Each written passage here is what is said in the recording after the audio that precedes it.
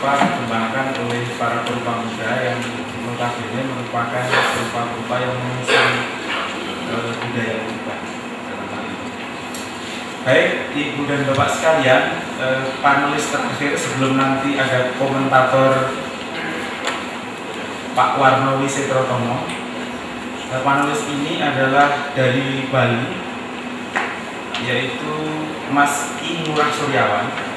Dia merupakan the rising star yang sering saya dengar lewat aktivitas dobrak mendobrak.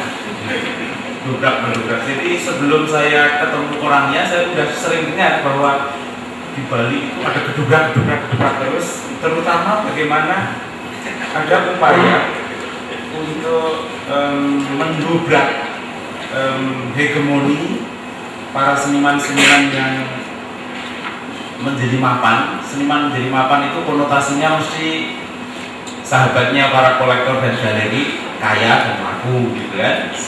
Juga kuliah di STSI atau ISI Denpasar dan tidak tamat. Biasanya yang tidak tamat ini revolusioner.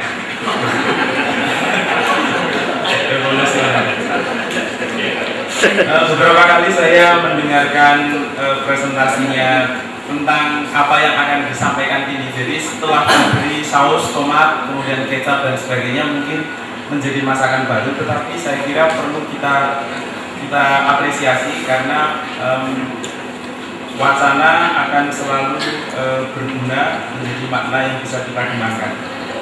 Baiklah, pengantar yang singkat itu akan menandai sebuah makalah dengan judul Mendobrak Hegemoni. Dalam hal ini adalah yang dimaksud pergolakan wacana infrastruktur dan politik identitas seni di Bali. Yang saya lupa untuk sampaikan juga, Mas Suryawan ini lahir di Denpasar tanggal 25 Februari tahun 79. Sudah keren juga? Sudah. Yang belum menikah, yang kawin katanya seringnya lagi angkat ya. Baik, saya kira saya persilahkan Mas Ngurah Suryawan. Pada sore yang berbahagia ini saya akan menyampaikan beberapa pokok-pokok pikiran yang sesuai dengan makalah saya, dan presentasi kali ini akan saya bagi dalam 3 poin. Yang pertama tentang semacam pendahuluan dan kemudian bagaimana hukuman dan keseluruhan paper saya. Kemudian yang kedua itu adalah tentang khusus tentang mendobrak hegemoni, dan yang ketiga adalah tentang beyond mendobrak hegemoni. Jadi ada persoalan klinik seni taksu dan juga persoalan jerat-jerat kekuasaan, dan juga pada bagian akhirnya adalah tentang bagaimana gerakan kritik kebudayaan itu ada di Bali. Dan yang terakhir nanti mungkin pada penutup bisa dilihat slide atau image yang saya tampilkan dan nanti untuk pada bagian akhir. Berbicara karena Pak Puspuhan dan Pak Warno meskipun itu tidak datang, tapi sudah membaca manuskrip panjang saya. Ini adalah sebuah grant dari program Tumpah Yayasan Seni Semeti, dan pada kesempatan terakhir untuk presentasi akhir dari manuskrip ini Pak Agus Burhan dan juga Pak Warno menjadi semacam leader dan penanda. Dan besar juga harapan saya hadirin pada sore hari ini bisa memberikan masukan dan perspektif agar untuk kesempurnaan naskah ini gitu, yang semoga nanti bisa diterbitkan awal tahun depan. Oke, yang pertama ide ini sebenarnya saya melihat dari sebuah perjalanan yang panjang tentang begitu jarangnya studi tentang seni dan kekuasaan di Bali. Dalam hari ini adalah tentang bagaimana kebudayaan dalam hal ini di Bali menjadi jantung penggerak gitu. Dan sama juga apa yang kita rasakan gitu, bahwa kalau di Bali itu orang sering menyebut bahwa citra Bali itu adalah citra yang eksotik, molek gitu. Dan sebuah term dari kolonial yang sangat lekat kepada Bali adalah bahwa orang Bali semua adalah seniman, dan Bali itu adalah daerah olah budaya. Jadi terkesan seolah Bali ini apolitis, kemudian steril, dan tidak ada politik dan kontestasi pergolakan di dalamnya. Jadi harmoni dan juga tenang, damai gitu. Image kita itu terbentuk dari sebuah perjalanan panjang tentang konstruksi bagaimana praktek kolonialisme itu terjadi di Bali.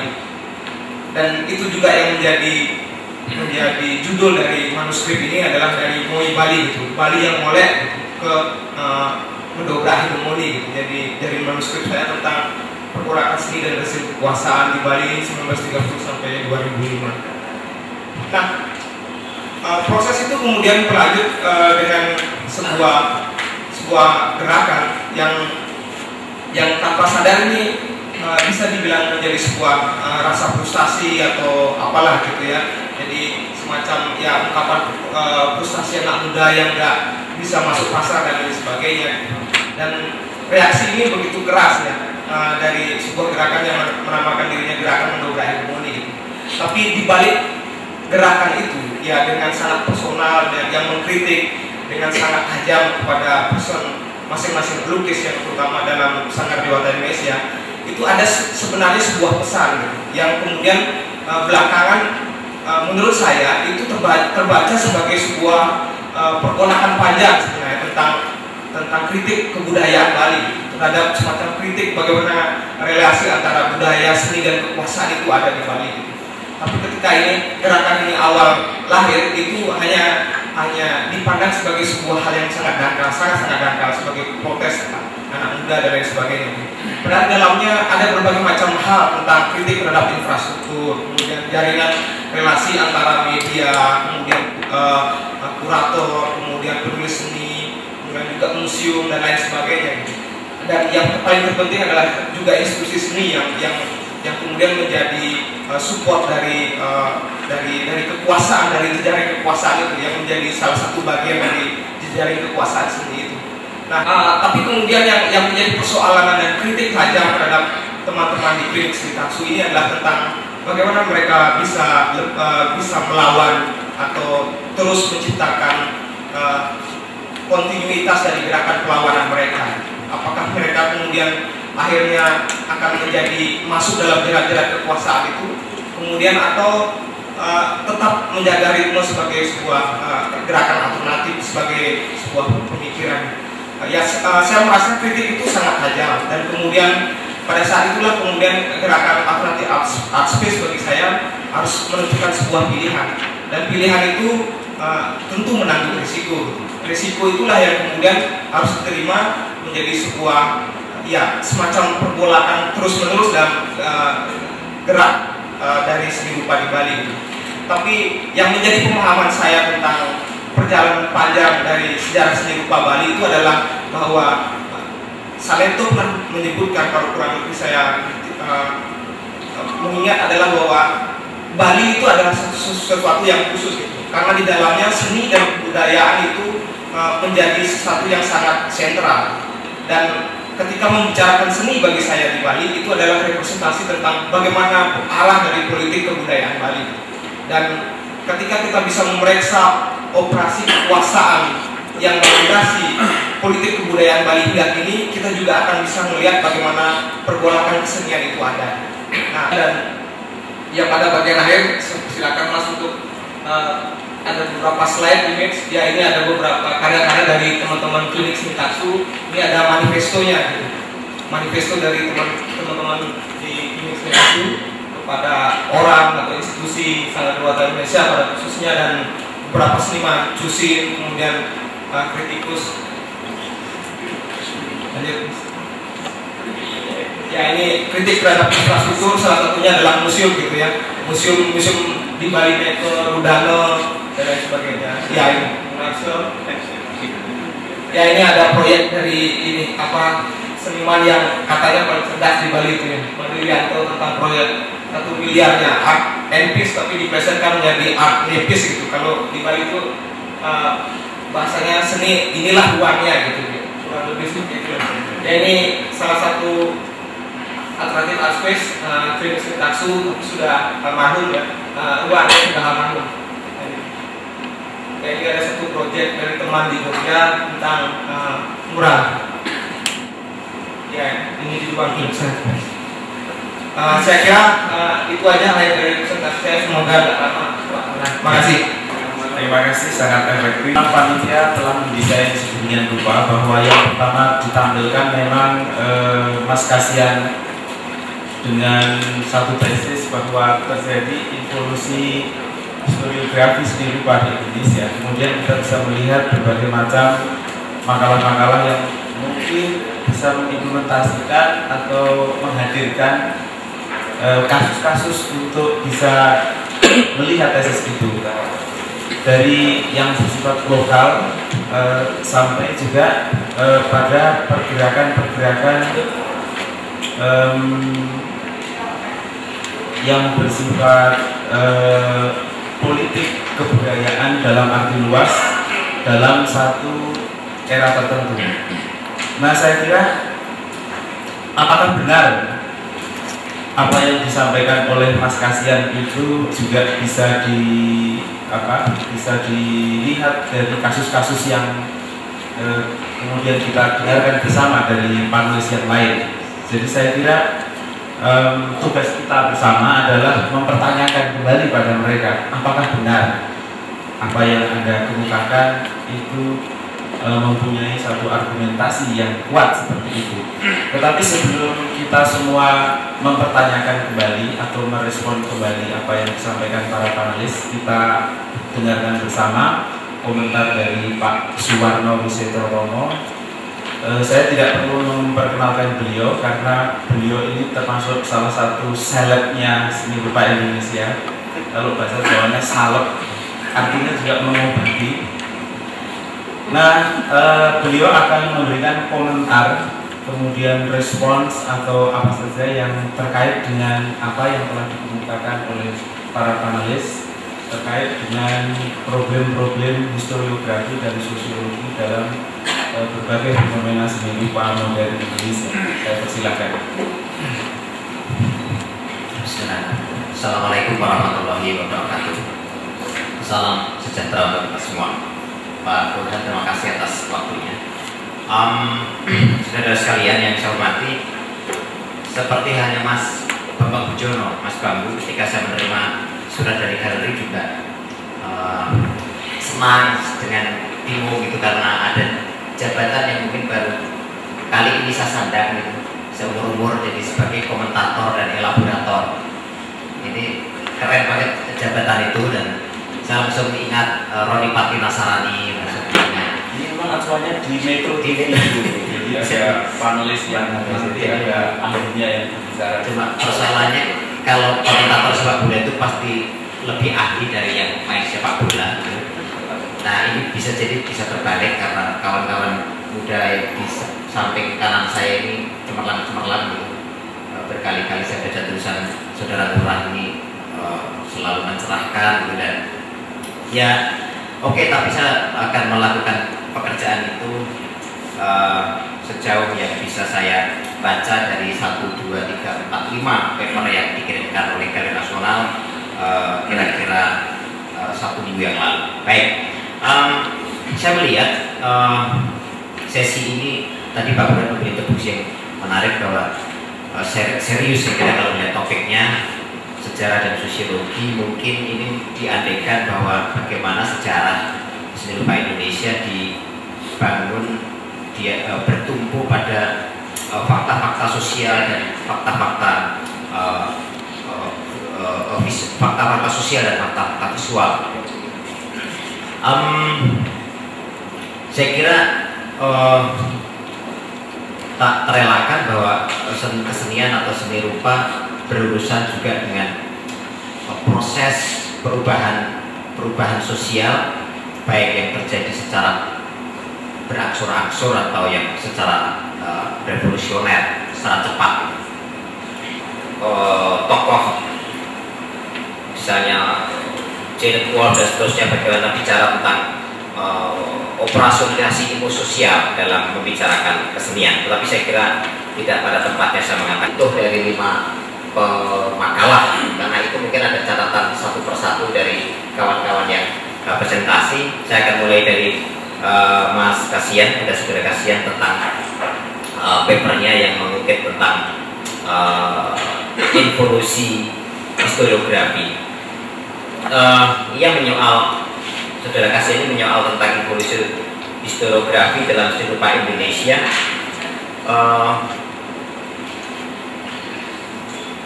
Memang pertanyaan kita bersama seperti yang digabungkan, apakah benar terjadi seperti itu?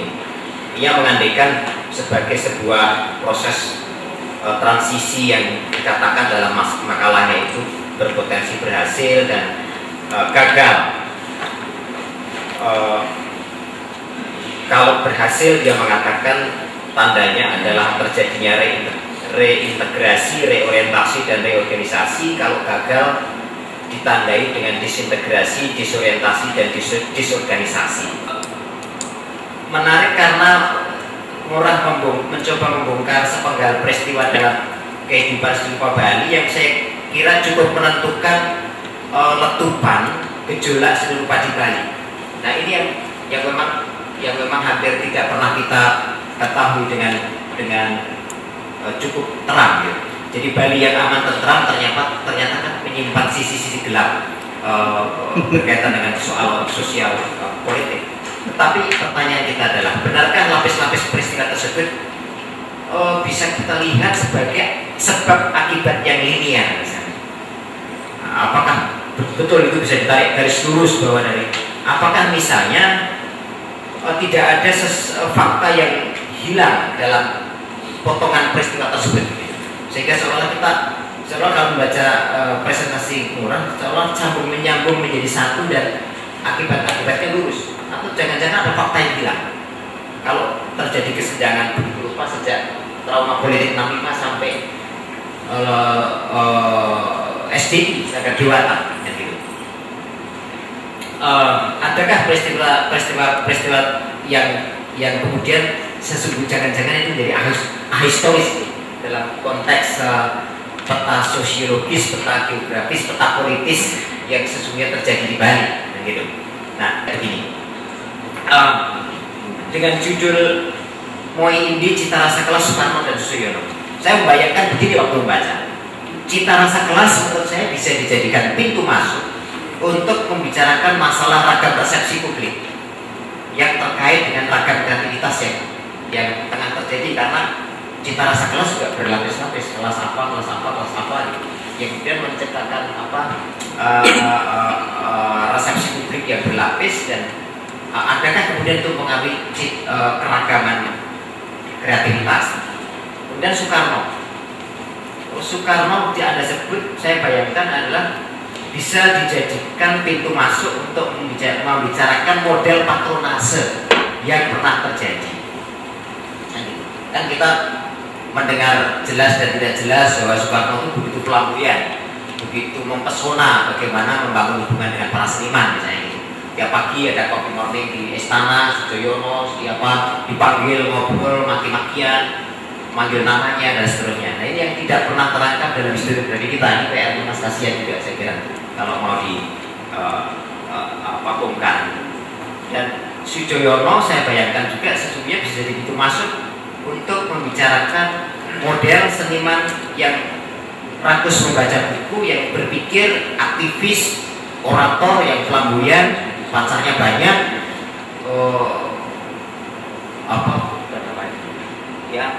macam-macam gitu, yang meninggalkan jejak pikiran, karya-karya begitu banyak. Dan itu kita kehilangan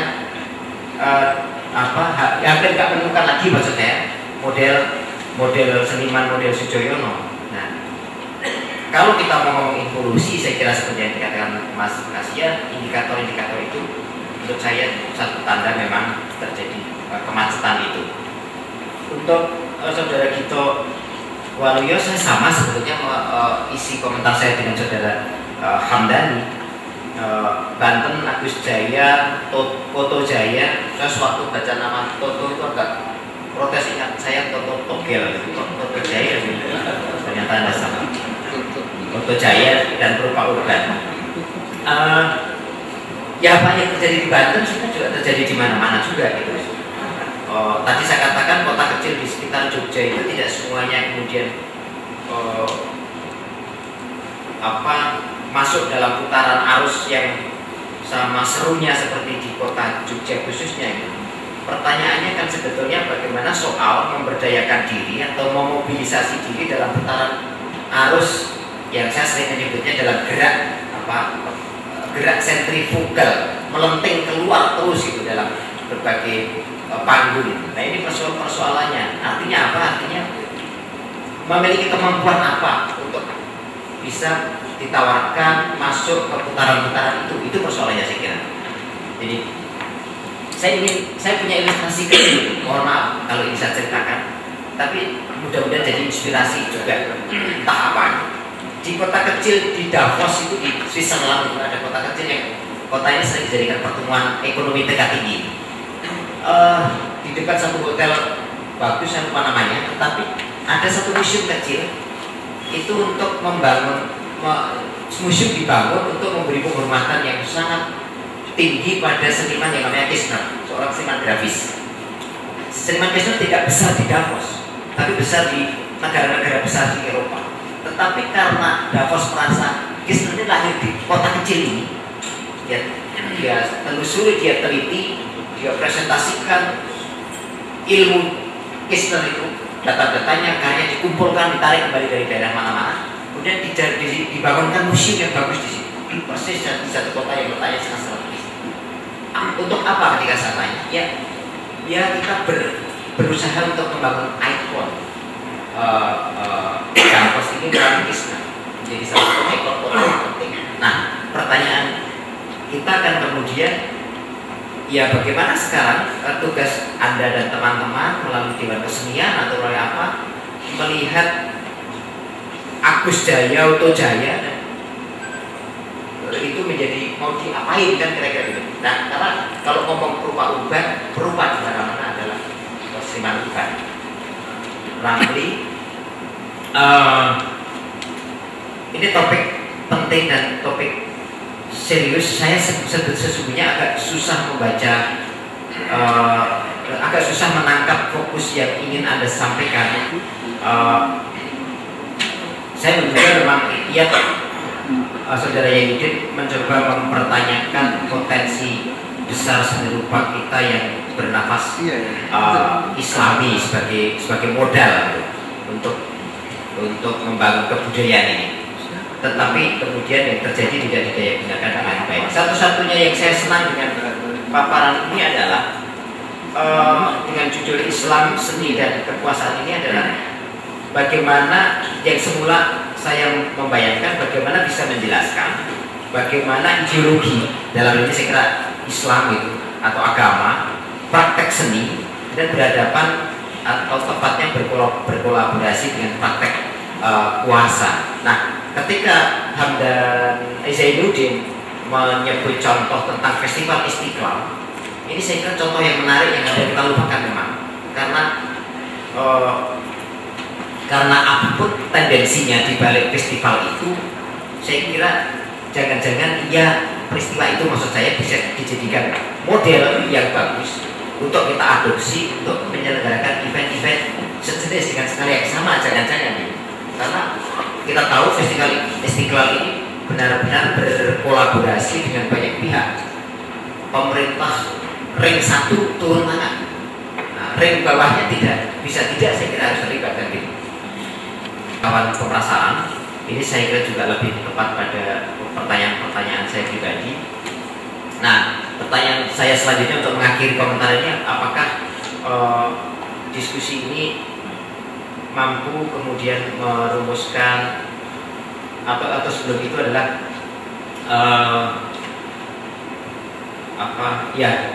itu saja. Jadi apakah diskusi ini maksud saya mampu merumuskan hal-hal yang lebih operasional untuk memulai aksi, karena saya kira yang dibutuhkan adalah aksi dalam bentuk satu misalnya membangun pemahaman yang sama dalam berbagai persoalan seni rupa kita.